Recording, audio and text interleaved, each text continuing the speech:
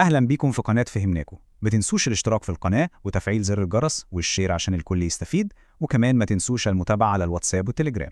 أهلا بيكم في المحاضرة الرابعة في السلوك التنظيمي.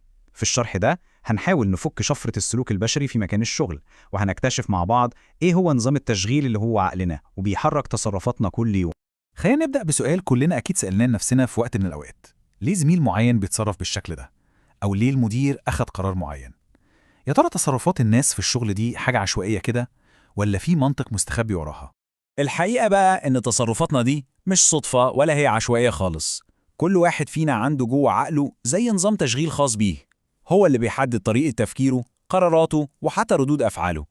والنهاردة هنفكك نظام التشغيل ده ونشوف مكوناته إيه. طيب، أي نظام تشغيل في الدنيا بيحتاج برامج جديدة وتحديثات، صح؟ السؤال هنا، عقلنا إزاي بيثبت أو بيعمل انستول للسلوكيات والتصرفات الجديدة دي؟ الإجابة هنلاقيها في أول مكون معانا النهاردة، وهو التعلم. لما بنقول تعلم مش قصدنا بس إن الواحد ياخد كورس جديد أو يقرأ كتاب، لأ، التعلم ده عملية مستمرة معانا كل يوم، بتشكل كل حاجة فينا، من أول طريقة ردنا على إيميل لحد أسلوب تعاملنا مع فريق كامل. السوفت وير اللي جوه عقلنا ده بيتعلم وبيتطور بثلاث طرق أساسية، وكل طريقة منهم ليها تأثير مباشر ومختلف على تصرفاتنا في الشغل. أول نوع هو التعلم الشرطي. فاكرين تجربة الكلب اللي كل ما يسمع صوت جرس يربطه بالأكل؟ إحنا كمان بنعمل كده في الشغل بالظبط. تخيل مثلا إن كل مرة بتسمع فيها نغمة وصول إيميل من مدير معين بتحس بتوتر فوري. ده بالظبط تعلم شرطي في بيئة العمل. العقل ربط بين النغمة والتوتر. النوع التاني ده بقى قصته أبسط، هو بتاع الفعل ونتيجته. يعني لو موظف عمل مشروع ونجح وأخد عليه مكافأة، غالبا هيكرر نفس المجهود والتصرفات عشان ياخد نفس النتيجة الحلوة دي. والعكس صحيح، لو اتعرض لنقد أو عقاب بسبب تأخير، هيتعلم يتجنب التأخير المرة الجاية. الموضوع كله ثواب وعقاب. وده يمكن أقوى وأخطر نوع من التعلم في بيئة الشغل. إحنا بنتعلم بالتقليد والمراقبة. بنشوف الموظفين الأقدم مننا بيتعاملوا مع المشاكل إزاي، أو إزاي مدير بيعمل عرض تقديمي ناجح، وبنبدأ نتشرب سلوكياتهم دي من غير حتى ما ناخد بالنا. تمام، كده عرفنا ازاي بنتعلم وبنكتسب سلوكيات جديدة. بس لازم نسأل نفسنا، احنا بنستقبل المعلومات دي من العالم ازاي اصلا؟ هنا بيجي دور المكون التاني في نظامنا العقلي، وهو فلتر الإدراك. يعني إيه الكلام ده؟ يعني إحنا مش بنشوف الواقع زي ما هو بالظبط، لأ، إحنا بنشوفه من خلال العدسة بتاعتنا إحنا، بنشوفه زي ما إحنا متربين ومتعلمين وفاهمين. المثال ده عبقري وبيوضح الفكرة كلها. هو نفس الشخص ونفس السلوك، لكن في تفسيرين مختلفين تماما. واحد شايفه تردد والتاني شايفه حرص وتأني. ده بيورينا إن إدراكنا للأمور هو مجرد تفسير شخصي، مش حقيقة مطلقة. وزي أي سوفت وير في الدنيا، فلتر الإدراك بتاعنا ده ساعات بيكون فيه أخطاء أو باجز بتخلينا نشوف الواقع بشكل مشوه شوية. يلا بينا نتعرف على أشهر الأخطاء دي. أول خطأ هو تأثير الهالة. يعني لما نشوف صفة واحدة كويسة في حد، زي إنه لبق في الكلام، عقلنا بيفترض على طول إن كل صفاته التانية كويسة برضه، وإنه ذكي وشاطر ومنظم.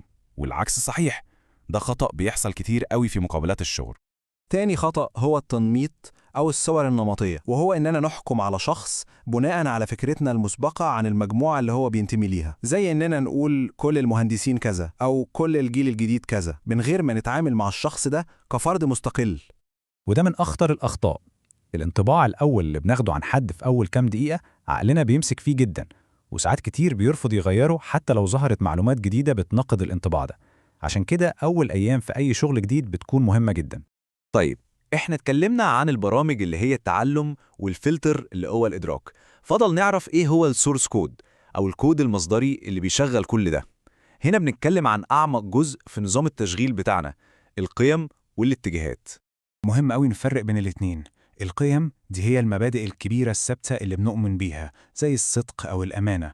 أما الاتجاهات فهي آرائنا ومشاعرنا تجاه حاجات معينة، زي رأينا في الاجتماعات الأسبوعية. القيم هي البوصلة، والاتجاهات هي القرارات اللي بناخدها كل يوم بناء على البوصلة دي. طب المبادئ الأساسية دي بتيجي منين؟ هي مش بتتكون في فراغ أكيد، دي بتتشكل على مدار حياتنا كلها من خلال كل المؤثرات القوية دي، من أول بيتنا وتربيتنا لحد تجاربنا الشخصية. يعني أي موقف أو اتجاه بناخده في الشغل بيكون ليه 3 جوانب. جانب معرفي، يعني إيه اللي بنعتقده عن الموضوع ده، وجانب عاطفي، يعني إيه إحساسنا ناحيته، والاتنين دول بيخلونا نميل لسلوك معين، وهو ده الجانب السلوكي. طيب بعد ما شرحنا كل مكونات نظام التشغيل العقلي ده، إزاي ممكن نستخدم المعرفة دي كأداة عملية تساعدنا في شغلنا؟ ده يعتبر دليل المستخدم السريع بتاعنا.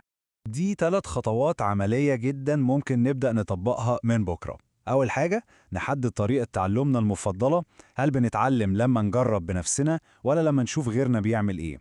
تاني حاجة، نشكك دايما في انطباعاتنا الأولى ونسأل نفسنا هل حكمي على الشخص ده مبني على حقيقة ولا مجرد تأثير هالة؟ وأخيرا، نراجع قراراتنا ونشوف هل هي فعلا متوافقة مع قيمنا ومبادئنا الأساسية ولا لا. لما نكون واعيين بالعمليات الداخلية اللي بتحصل جوه عقلنا دي، الموضوع بيتحول تماما. بدل ما نكون مجرد رد فعل للتصرفات دي، بنقدر إحنا اللي نوجهها بوعي، وده بيحسن قراراتنا وتعاوننا مع الناس وقدرتنا على إدارة نفسنا. في النهاية، إتقان عالمنا المهني بيبدأ من فهم وإتقان نظام التشغيل العقلي الخاص بينا.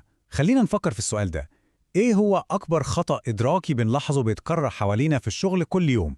والأهم، إزاي فهمنا لنظام التشغيل ده ممكن يغير طريقة تعاملنا مع الخطأ ده بداية من بكرة؟